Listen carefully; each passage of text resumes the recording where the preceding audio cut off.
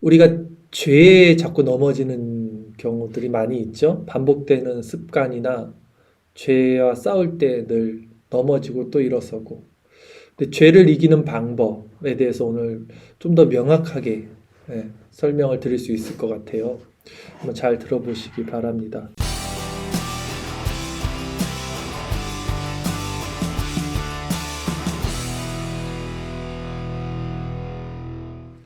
자, 죄를 이기는 방법, 죄를 이기는 원리인데요. 우리가 죄를 짓지 않으려고 이제 살잖아요. 싸우잖아요, 이제. 근데 자꾸 넘어지고 패배하는 이유가 뭐냐면 관성적으로 내가 주체가 돼서 죄와 싸워요. 그러니까 이렇게 우리가 너무 익숙해져 있는 마음 상태가 있잖아요. 우리가 갖고 있는 마음이 누구나 다 보편적으로 갖고 있는 마음이거든요, 인간들이. 근데 그 같은 마음을 갖고 있다 보니까 관성적으로 그냥 쟤와 싸워야지. 내가 이런 거 하지 말아야지. 내가 이렇게 해야지. 그러니까 다들 그렇게 생각하는 거예요. 설교 전하는 사람도, 듣는 사람도, 자연인들도, 믿는 자도. 그러니까 당연히 쟤와 싸우는 거지. 이렇게 생각을 해요. 근데 그렇게 돼서 쟤를 이길 수 없고 쟤 넘어지는 거예요.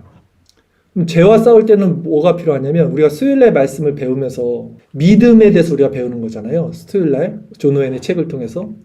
그러니까 우리는 그 전에 믿음이 나한테 있다고 생각해서 내가 믿음을 가지고 자꾸 신앙생활을 하려고 했는데 오웬의 책을 통해서 우리가 배운 건 뭐냐면 믿음은 나에게 있는 게 아니에요. 믿음은 선물이에요. 그리고 믿음의 주체는 성령이고 믿음은 또 하나의 개체예요. 나와 연관되지 않은. 근데 그 믿음이 참된 믿음이 나를 그 하나님의 구원의 자리로 끌고 가고 이끌어 간다는 것을 우리는 오웬의 책을 통해서 배웠죠. 즉 믿음이 나를 어떻게 끌고 가는지를 관망하는 자세에서 우리가 바라볼 수 있어야 돼요.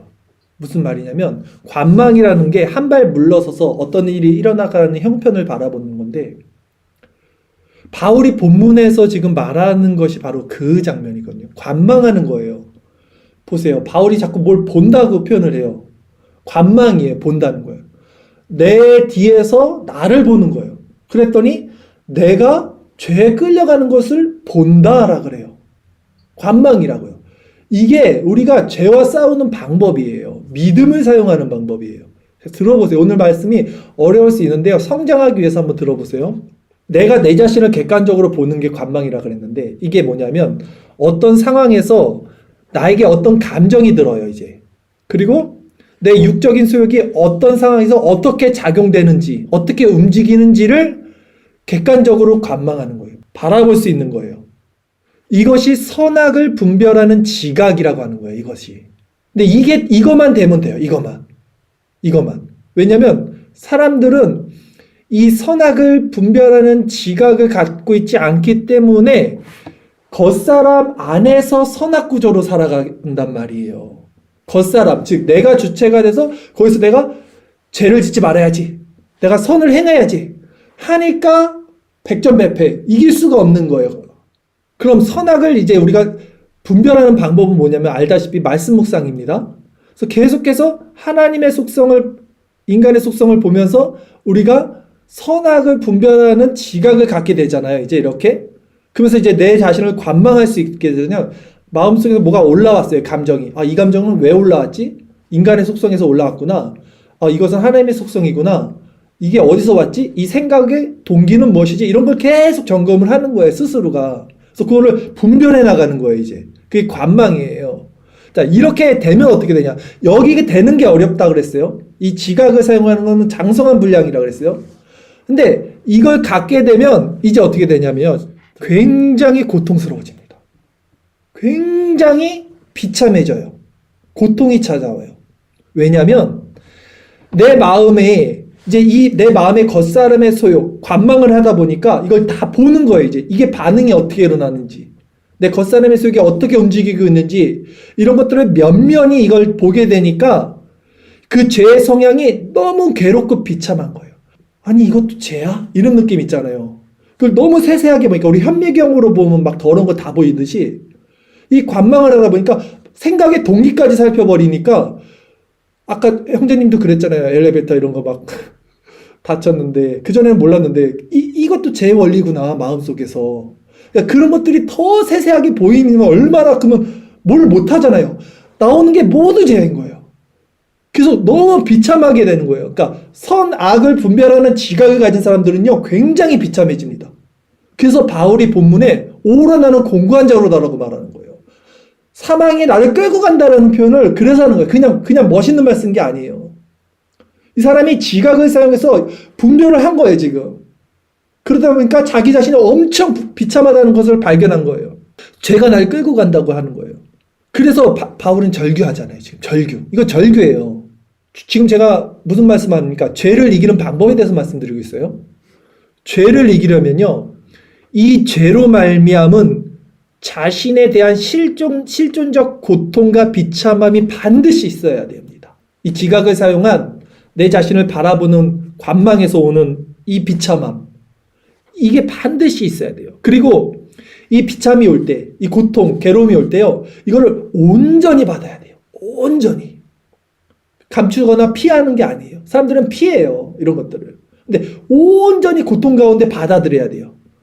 문제는 오히려 비참해지지 않는 거가 문제고, 이걸 온전히 비참한데 받아들이면 이게 무슨 마음이냐면 겸비된 심령이라고 그러는 거예요. 겸비된 심령. 그럼 이제 여기에서 가장 중요한 포인트가 있는데요. 이걸 온전히 받아들이면 이제 정말 비참해지고 마음이 낮아진단 말이에요. 겸비된 심령이 돼요. 그러면 중요한 거, 오늘 설교 제목이 뭐였습니까? 죄를 짓지 않는 방법 원리잖아요. 겸비된 심령은요, 잘 들으세요. 절대 더 큰 죄로 빠지지 않습니다. 겸비된 심령은 자신을 불태우지 않아요. 죄의 속성은요, 정가시키고 전이 돼서 불태우거든요. 뭐 하나 잘못되면 그게 퍼져요. 확장돼요. 그래서 다 태워버려요. 나중엔 죄가 죄를 낳고. 근데 겸비된 심령은요, 겸비된 심령이 성화가 아닙니다. 비참한 거예요. 겸비된 심령이. 죄가 여전히 있는 거예요. 죄로 말미암아 비참한 거예요. 근데 이 겸비된 심령을 갖고 있는 사람들은요, 죄를 확산시키진 않아요. 왜? 이게 너무 고통스럽고 괴로운데 그걸 더 확장시키겠습니까? 갖고 있는 것만으로도 지금 비참해 죽겠는데, 에라 모르겠다. 어차피 죄 졌으니까 오늘 왕팡지게 놀고 내일부터 새 사람으로 태어나자. 절대 안 그래요. 이게 아직 겸비된 심령이 없는 사람들이 그 짓을 해요. 이게 하나님을 조롱하고 모욕하는 거예요. 그리고 하나님을 대적하는 거예요. 그것도 모르죠. 오늘까지 술 퍼마시고 내일부터 새 사람 되자. 예전에 그런 거 있지 않았어요? 조심해야지, 나도. 그게 하나님을 대적하는 거예요, 여러분. 자, 근데 이 지각을 사용해서 그걸 보면 이제 그 짓을 못해요. 그냥 비참한데 이러지도 못하고 저러지도 못하고, 그 사람들은 그 상태에서 어떻게 하는지 아십니까? 더 큰 죄로 빠지진 않고 비참해요. 근데 너무 비참해요. 그러면 그 사람들은요, 이제 인내합니다. 여기서 인내가 나오는 거예요. 인내. 잠잠하게 기다려요. 엄청 고통스러울 거예요. 그런데 인내하는 것도 하나님의 은혜. 인내하고 잠잠하게 기다리면요, 그게 하나님의 주권을 믿는 거거든요. 그러면 이제 그 하나님의 주권 아래서 어떻게 되냐? 믿음이라는 것이 행사가 됩니다. 오늘 말씀 잘 들으셔야 돼요, 진짜. 이제 비로소 믿음이라는 것이 행사가 돼요. 여태까지는 믿음이 내가 행사한다고 생각했는데 그게 아니라, 믿음은 개체인데 내가 지각을 사용해서 비참한 내 마음을 봤어요. 그리고 내가 인내하면서 그리스도를 바라보고 있는 거예요. 그냥 이러지도 저러지도 못해. 왜? 믿음은 선물이니까. 내 힘으로 할 수 있는 게 아니니까. 근데 그리스도를 바라보고 인내하고 기다리면 이제 믿음의 행사가 됩니다. 그 하나님의 주권이에요. 근데 하나님이 주셔야지만 받는 거지만 원리는 그렇다는 거예요. 그래서 믿음의 행사되면요, 이제 행위를 하려던 그 순종이, 그동안 그래서 죄를 이기지 못했잖아요. 내가 하려니까 의지와 행위로, 그것이 은혜로 바뀌는 역사가 이제 일어나면서, 이제 믿음의 행사가 되면 이제 행위가 은혜로 변합니다. 그러면서 어떻게 되냐? 굉장히 편해져요. 뭐를? 죄를 이기는 게 편해져요. 이게 중요해요. 제가 수영 얘기 가끔씩 하잖아요. 수영하듯이 되게 편해져요. 이게 새로운 차원에서 마음이 이렇게 열려요. 완전히 다른 차원이에요. 그동안은 다른 차원으로 싸워요, 이제는. 죄와. 그러니까 죄를 그냥 이기게 돼. 그동안은 죄 때문에 벌벌벌 했는데 죄를 이기게 돼. 내 안에 새로운 법, 즉 믿음이 나를 좋은 것으로 인도하는 상태로 내가 인도되어 가고 있다는 것을 느껴요.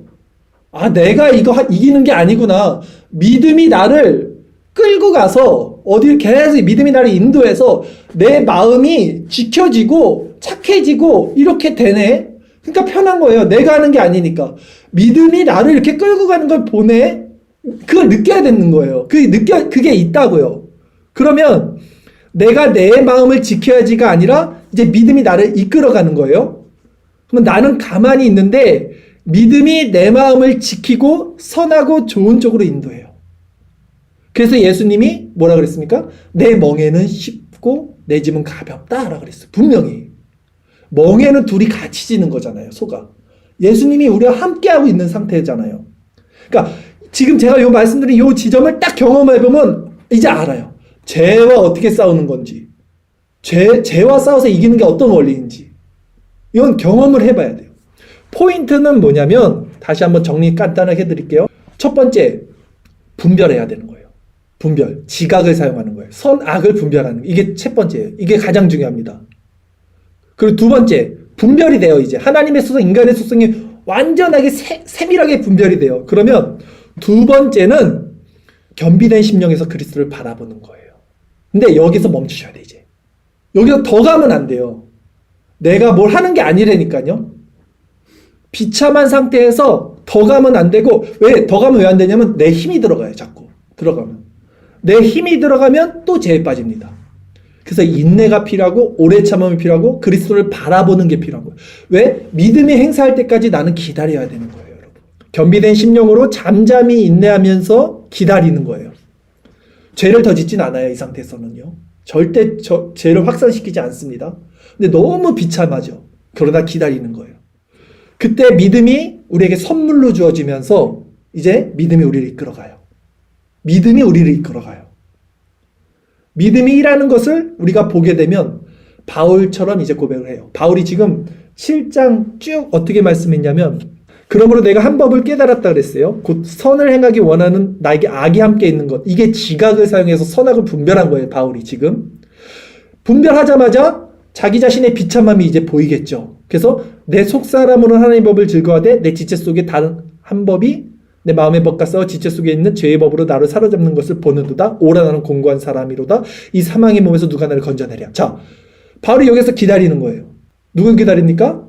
그리스도를 기다리잖아요. 누가 나를 건져내랴. 그리고 바울이 이제 기다리고 바라봤더니 그리스도가 역사를 해요. 그런즉 내 자신이 마음으로는 하나님의 법을, 육신으로는 죄의 법을 섬기노라. 그 다음에 내가 우리 주 예수 그리스도로 말미암아 하나님께 감사하리로다. 아니 갑자기 나 이제 죽었다 했다가 갑자기 기뻐. 이게 무슨 말이냐고. 도대체 이 맥락이 이상하잖아요.